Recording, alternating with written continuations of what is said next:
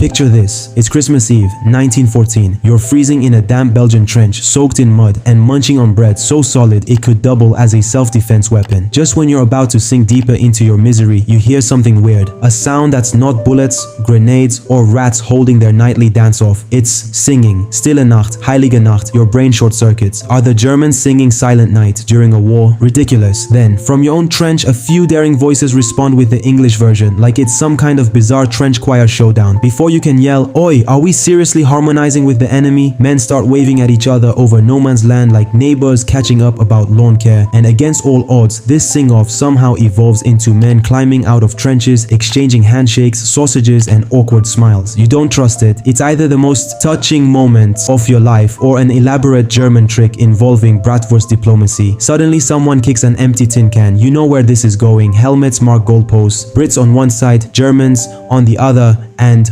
boom.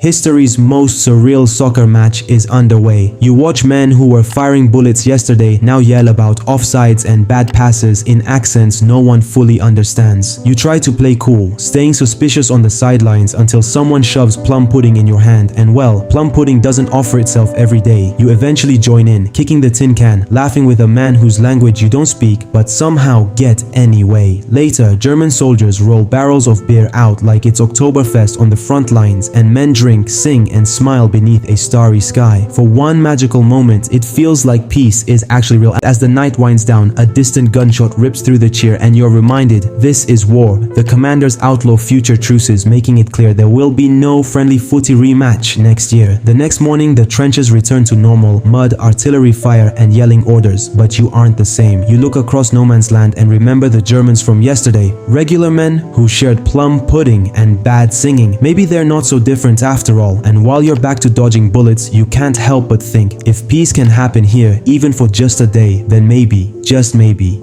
it's not as impossible as the generals say.